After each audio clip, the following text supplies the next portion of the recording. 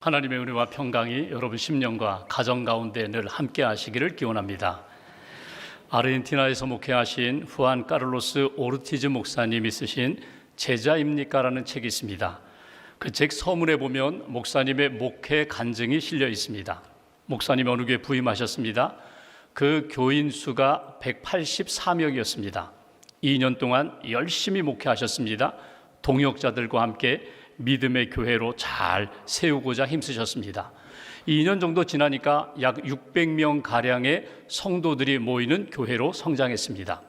교회 행정 시스템을 갖추고 교족부도 완벽하게 준비했습니다. 목회하기 아주 좋은 환경, 이제 성장하기 좋은 환경이 되었습니다. 소문이 났습니다. 목사님이 목회를 잘 하신다. 그러니까 여기저기에서 세미나로, 집회로 강사 초청을 하게 됩니다. 그렇게 해서 바쁘게 말씀을 전하시고 세미나를 인도하러 다니셨습니다. 그렇게 바쁘게 지내던 중에 문득 목사님 마음 가운데 떠오르는 생각이 있었습니다. 뭔가 잘못되었다. 뭔가 잘못되고 있다는 생각이 문득 떠올랐습니다. 이 일에 매여서 열심히 몰두할 때에는 아무 문제 없이 잘 돌아가는 것 같은데 잠깐 멈추고 긴장이 풀리면 모든 것이 와르르 무너져 내리는 느낌이었습니다. 뚜렷한 해결책도 없이 뭔가 자꾸 잘못된다는 생각에 휴식의 시간이 필요하구나, 재충전의 시간이 필요하구나. 그래서 교회에 2주 동안 부탁을 드리고 한적한 곳에 가서 기도와 말씀에 집중하기 시작합니다. 그렇게 재충전의 시간을 갖던 중에 성령님께서 목사님에게 첫 번째로 주신 말씀은 이것입니다. 너는 코카콜라 회사가 코카콜라를 파는 것 같이 그 방식으로 목회를 하고 있구나. 리더스 다이제스트 회사가 잡지와 책을 파는 것과 똑같은 방법으로 복음을 팔고 있구나. 학교에서 배운 방법, 학교에서 배운 술수만 쓰고 있을 뿐 너의 목회 속에는 나의 손길이 전혀 드러나지 않고 있구나. 책망하시는 성령님의 말씀이셨습니다. 그러면서 본인이 환상 중에 성령님이 보여주시는 하나의 그림을 보게 됩니다. 그것은 교인들의 모습이었습니다. 그 수많은 교인들이 젖병을 들고 젖을 달라고 외치는 모습이 눈에 보였습니다. 그리고 성령님이 이렇게 말씀하십니다. 너는 영적으로 성장하지 않고 있구나. 너뿐만 아니라 너의 교회 성도들, 교인들도 전혀 영적으로 성장하지 않고 있구나. 수적으로는 3배나 늘었다고 하지만 그것은 영적으로 성장한 것이 아니라 그냥 살이 쪄서 비대해졌을 뿐이지 그것은 영적 성장이 아니야. 강한 책망의 말씀이었습니다. 이 체험을 한 이후에 목사님이 마음을 고쳤습니다. 다시 한번 하나님 앞에 결심했습니다. 나 자신이 먼저 영적으로 성장해야겠구나. 나 자신이 먼저 변화되어야 내가 섬기는 교회와 성도들도 변화될 수 있다는 그런 마음을 갖게 되었습니다. 그리고 교회에 돌아와 성도들을 섬기기 시작합니다. 이제는 예수님의 제자로 양육합니다. 예수님의 제자로 잘 성장할 수 있도록 그렇게 예수 제자 훈련을 시작했다는 것입니다. 이 책에서 가장 강조하는 내용은 이것입니다. 예수님을 모든 문제를 해결해 주시는 분으로 믿는 신자에만 머물지 말고 예수님을 내 삶의 참된 주인으로 모시고 살아가는 성숙한 제자가 되어라.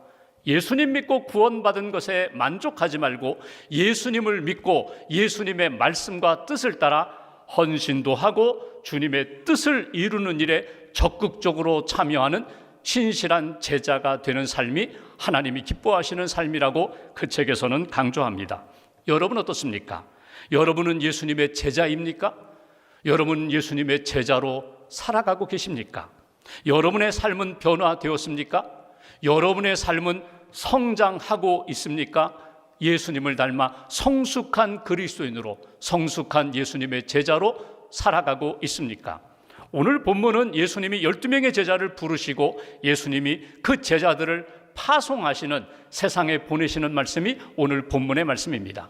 12절 말씀 제가 봉독하겠습니다. 이때에 예수께서 기도하시러 산으로 가사 밤이 새도록 하나님께 기도하시고 이때는 어느 때입니까? 안식일에 회당에서 병든 자를 고쳐주셨습니다. 손 마른 사람을 예수님이 고쳐주셨습니다. 이것 때문에 종교 지도자들, 바리새인들이 예수님에게 시비를 겁니다.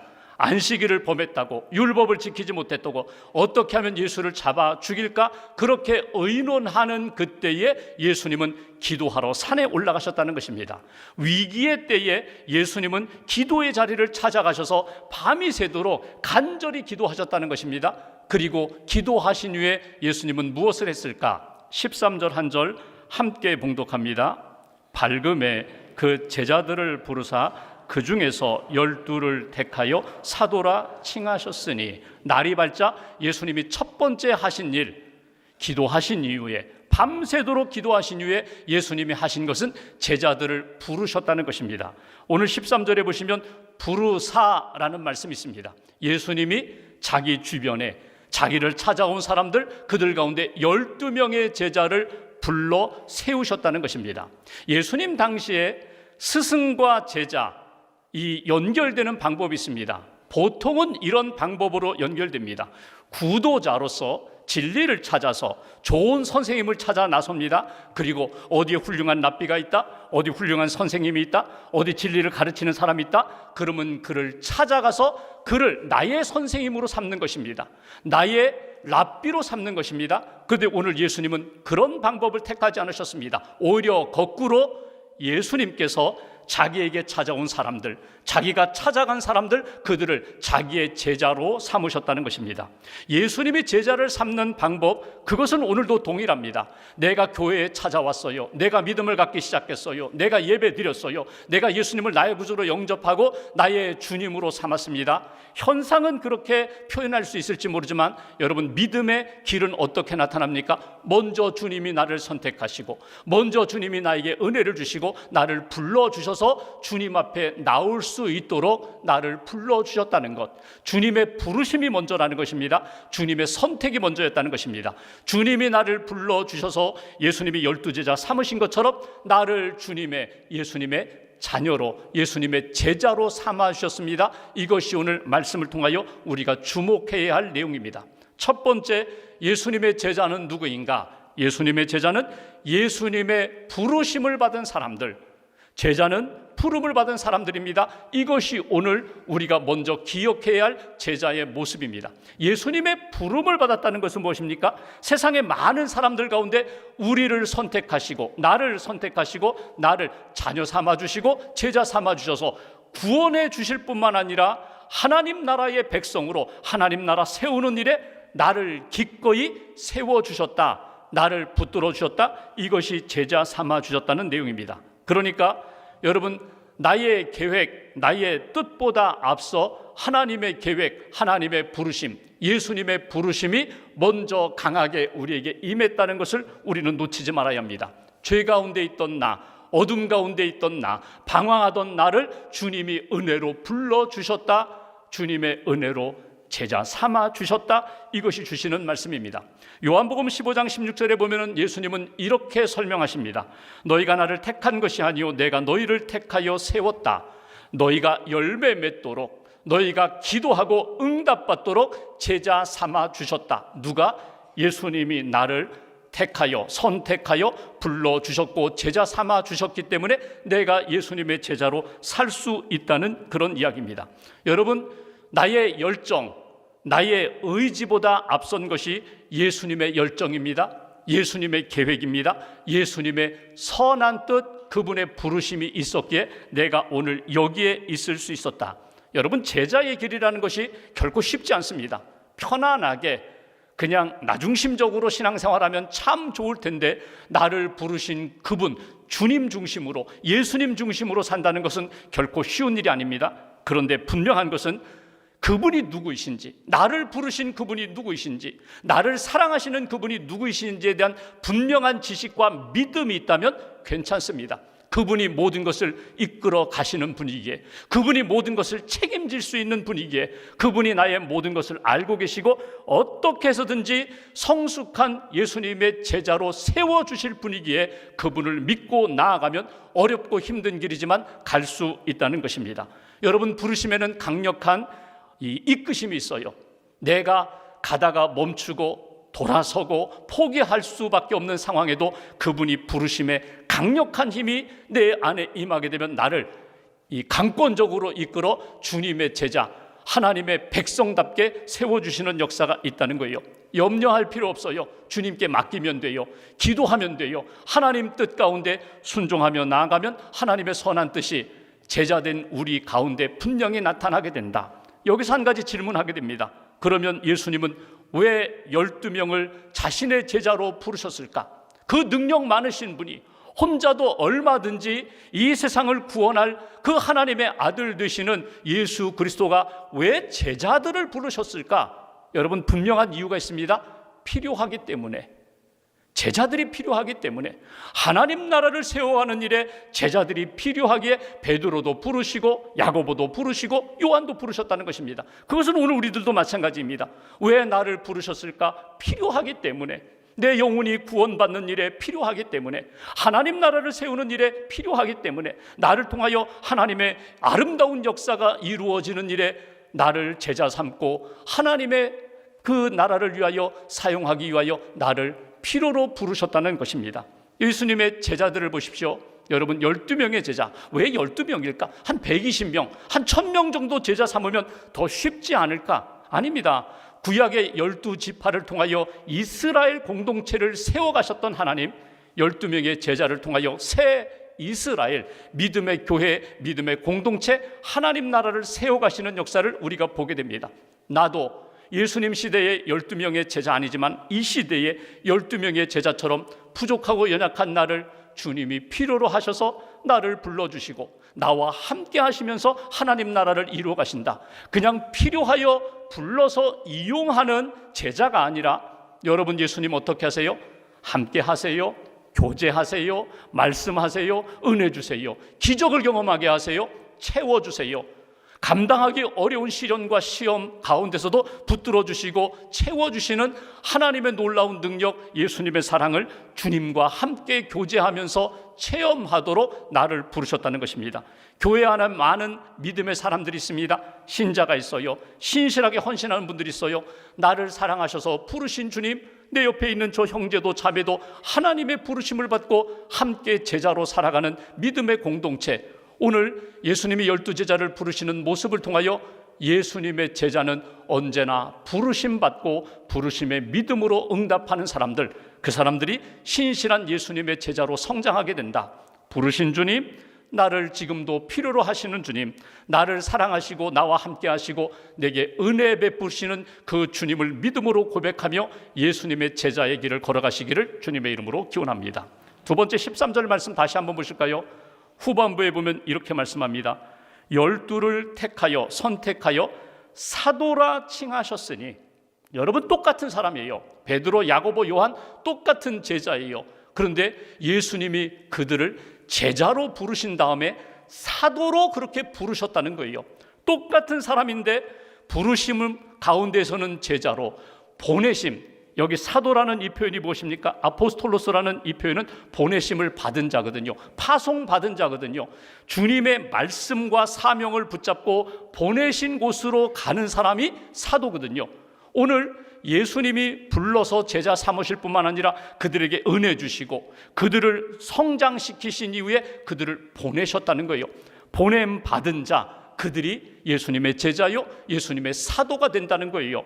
그러니까 부르심의 강조점이 있고 초점을 둔다면 예수님과 관계, 교제 가운데 있는 사람들은 제자요, 보내심에 초점을 두고 예수님이 나를 부르셔서 제자 삼아주시고 은혜와 능력 주셔서 사명 붙잡고 내가 떠나면, 주님 보내시는 곳으로 내가 믿음으로 순종하며 간다면 나는 사도가 되는 거예요. 제자, 사도, 부르심을 받고 보내심을 받은 하나님의 사람들, 이것이 오늘 우리들의 신앙의 정체성이 된다는 거예요. 이것을 마가복음 3장 14절과 5절을 보면 아주 좀 더 구체적으로 이렇게 표현합니다. 이에 12를 세우셨으니 이는 자기와 함께 있게 하시고, 함께 하는 사람들, 예수님과 함께 있는 사람들, 함께 은혜를 체험하는 사람들이 예수님의 제자가 되고, 또 보내사, 보냄받은 사람들이 사도가 되는데, 그 보냄받고 간 곳에서 무엇을 하느냐? 전도도 하며 귀신을 내쫓는 권능도 가지게 하려 함이로라. 내 능력이 아니라 나를 보내신 그분이 나와 함께 하셔서 내게 놀라운 하나님의 능력을 체험하게 만들어 주신다. 하나님의 그 귀한 역사에 쓰임받게 일꾼으로 나를 사용하신다. 이것이 사도라는 거예요. 여기서 제자담의 또 하나의 정체성이 있습니다. 제자는 누구인가?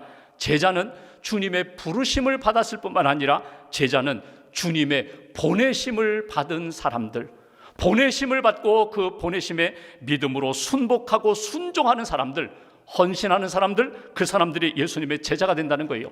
17절 이하를 보시면 17절, 18절, 19절에 예수님이 제자들과 함께 어두운 세상에 들어가십니다. 병든 사람들 속에 들어가십니다. 귀신 들린 사람들 속에 들어가십니다. 그들에게 복음을 전하십니다. 그들을 치유하십니다. 누구와 함께? 제자들과 함께. 제자들에게 보내시면서 그들만 떠나보내는 것이 아니라 주님이 함께 하셔서 능력은 누구로부터 나와요? 예수 그리스도로부터 능력이 나와요. 구원의 역사도 예수님의 말씀을 통해서 나타나게 돼요. 그런데 예수님 혼자 가지지 않으시고 제자들을 보내셔서 파송하셔서 그들과 함께 하나님 나라의 사역을 세워 가신다는 거예요.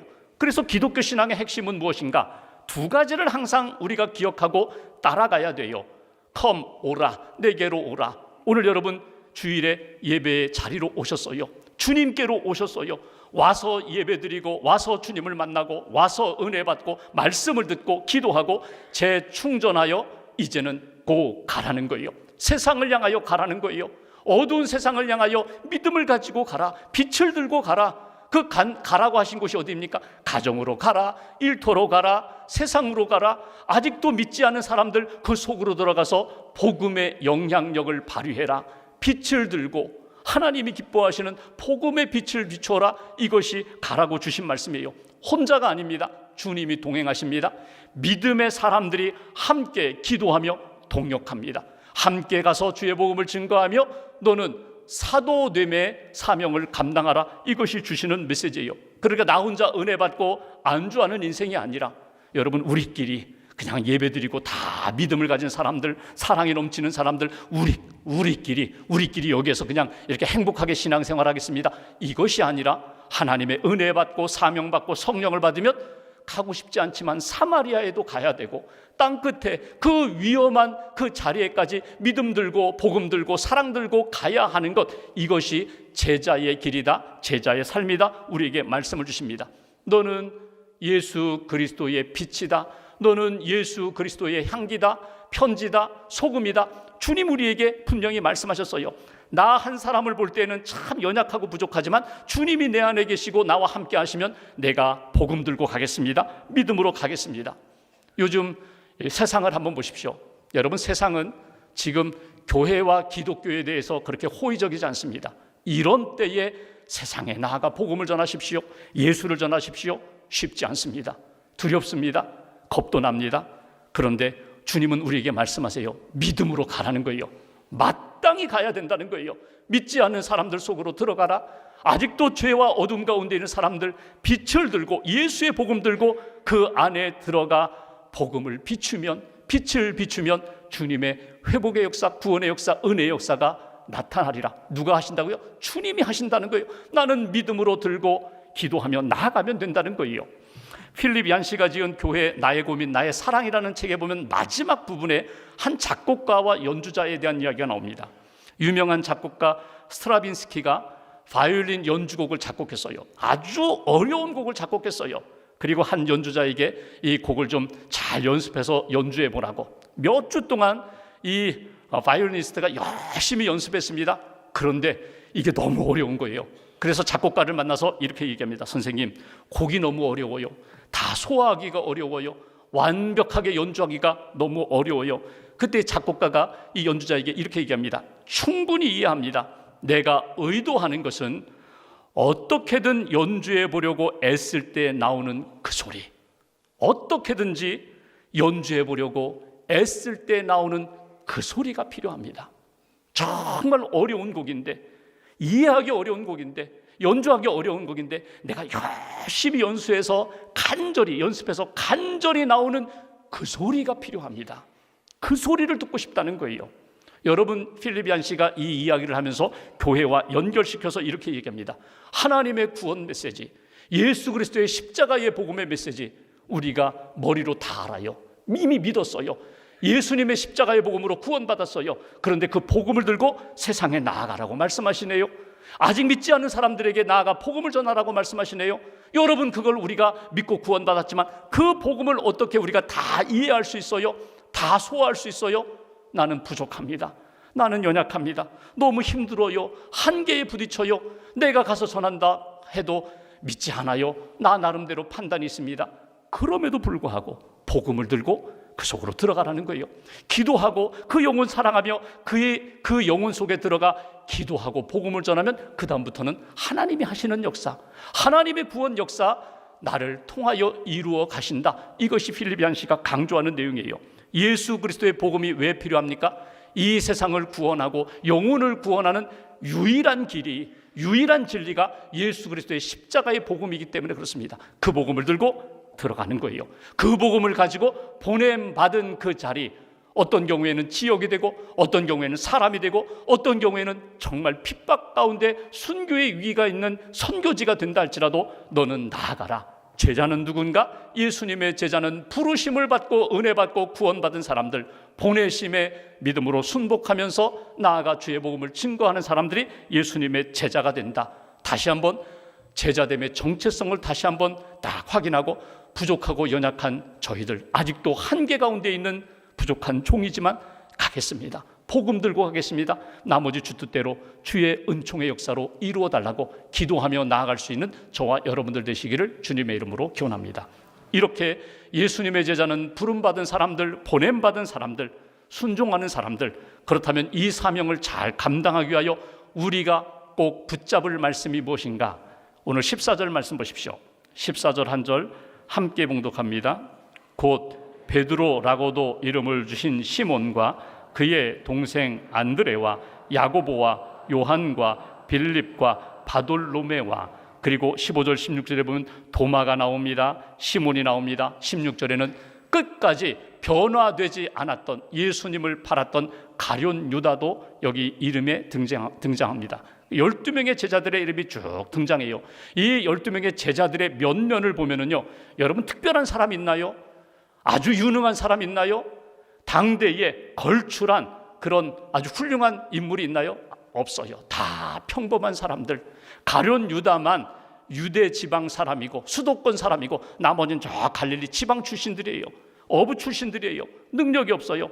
평범하고 연약한, 늘 부족함으로 살아가는 사람들. 그런데 여러분, 이들에게 변화의 역사가 나타났다는 거예요. 하나 되기 어려운 사람들, 아주 개성이 강해요. 나름대로 개성이 있고 자아가 강해요. 그래서 서로 이렇게 연합하기 어려운 사람들, 변화되기 어려운 사람들인데, 이들의 이렇게 삶의 역사를 보면, 기독교 초대교회 역사를 보면 이들이 다 변화되었다는 거예요. 여러분, 이 변화되는 모습을 통하여 여러분, 우리가 기억할 것이 있어요. 어떻게 변화될 수 있을까?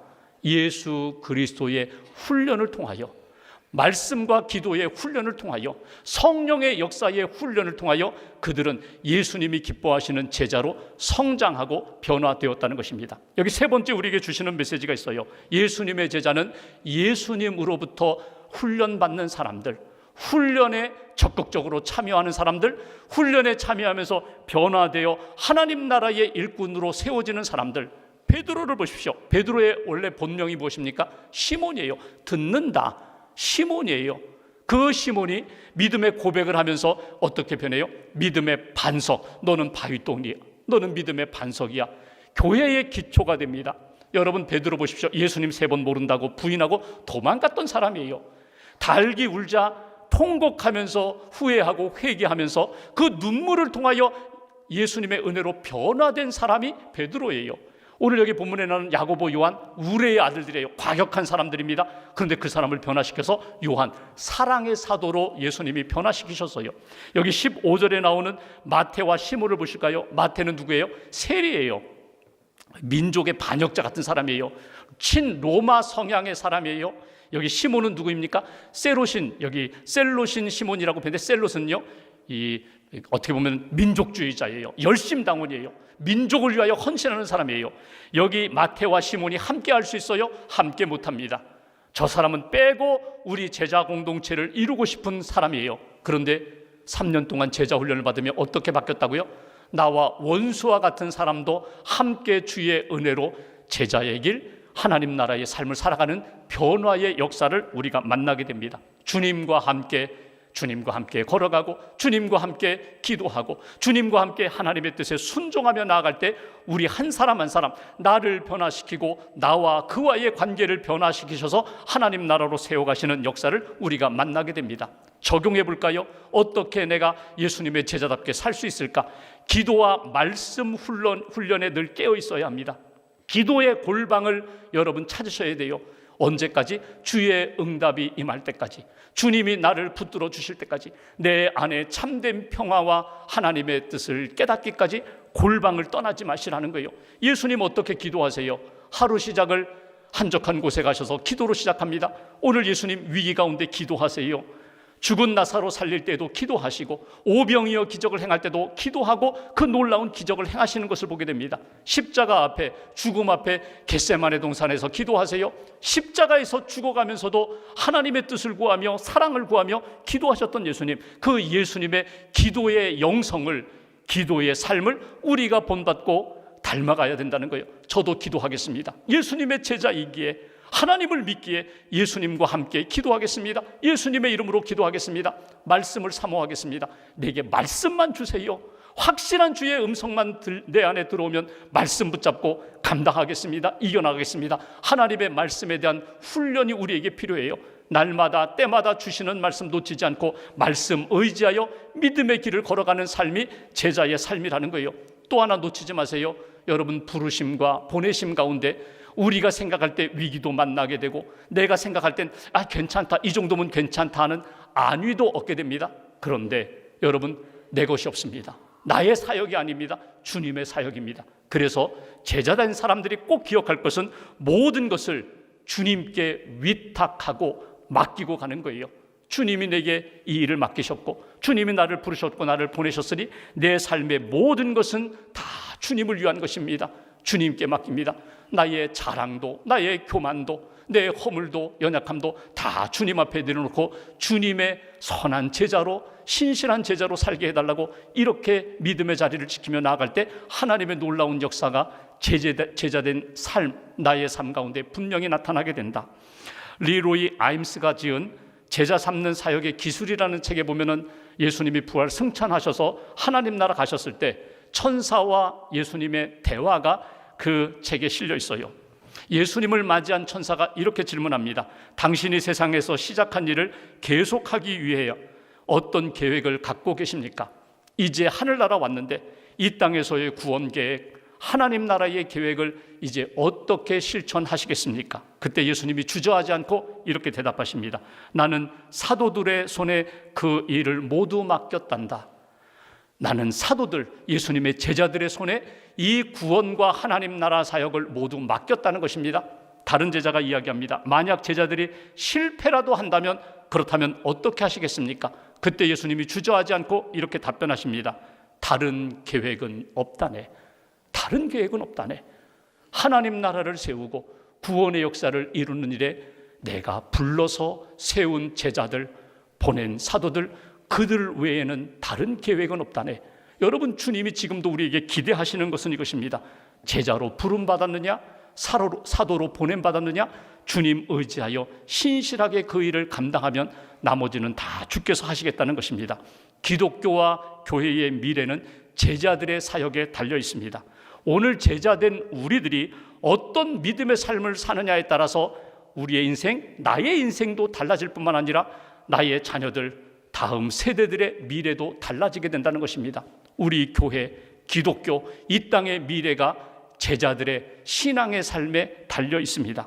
부름받은 사람들, 보냄받은 사람들, 하나님 앞에 전적으로 맡기고 헌신하며 순종하는 믿음의 사람들, 그 한 사람, 그 믿음의 공동체 하나님 사용하시고 하나님 나라 세워가신다는 분명한 믿음과 확신을 가지시고 한 주간 동안 나는 예수님의 제자입니다, 고백하시면서 예수님의 제자로 하나님의 뜻을 이루는 믿음의 걸음 걸어가시기를 주님의 이름으로 축원합니다. 기도하겠습니다.